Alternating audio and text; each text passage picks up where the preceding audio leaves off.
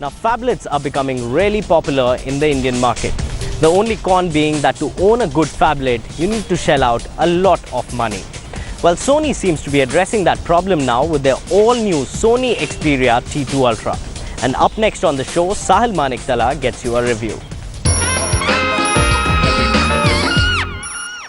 Sony's earlier phablet, the XperiaZ Ultra, was a high-end device. It was an outstanding phablet, but with a price tag of over 40,000 rupees, it didn't find many takers. So the Sony T2 Ultra is the company's second attempt to attract customers who want an extra large screens from their smartphones. And this time it's been modestly priced. But before we talk about the pricing, let's take a look at the device itself.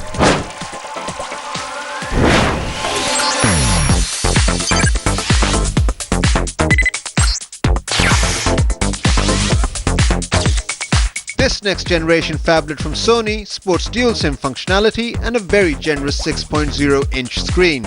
But despite its humongous size, the 7.7mm thick phone is quite easy to hold and fits comfortably in your pocket.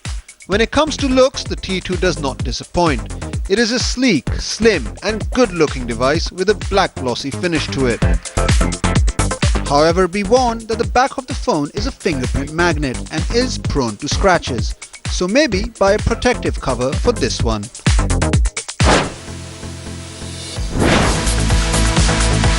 T2 Ultra has a 6-inch TFT screen with 1280 by 720 pixel resolution. It is a good looking screen, but not an exceptional one. The screen with its 720p resolution is not as sharp as 1080p screens that have become common on phones that cost in the Rs 25,000 mark. But that being said, the T2 Ultra screen displays rich and vibrant colors and has very good viewing angles.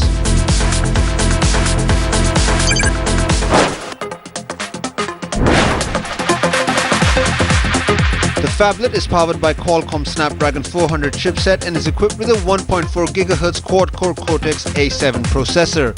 It has 1GB RAM, 8GB internal storage and supports for up to 32GB micro SD card. So when it comes to hardware, the Sony T2 Ultra does not really impress. However, Sony has optimized the software on the device very well. Powered by Android 4.3, the T2 Ultra did not face any lag issues while opening apps, scrolling through lists, or browsing images.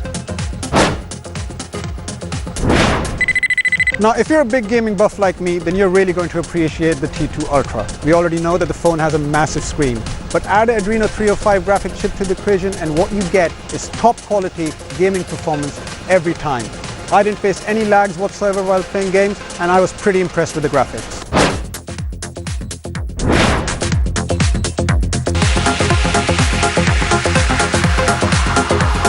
Coming to the camera, the Sony XperiaT2 Ultra sports a 13-megapixel back snapper with autofocus and LED flash and full HD 1080p video recording capabilities. Though a fairly decent camera, it does not match the performance of those found on high-end Xperias or in phones like Galaxy S4 or Xiaomi E7. T2 Ultra also has a 1.1 megapixel camera on the front to take selfies and make video calls.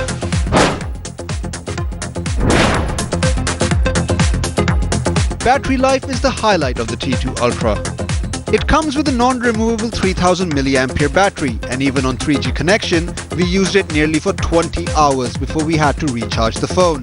For a device with a big screen, this is fantastic battery life.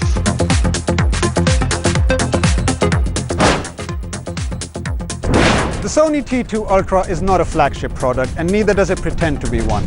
Sony's goal over here was not to make a product that was the most beautiful looking one or the most expensive looking one, but rather to make a product that offered good value of money to its customers who want a big screen experience. This is a good product, and for a price tag of Rs 25,000, I think it's a bargain.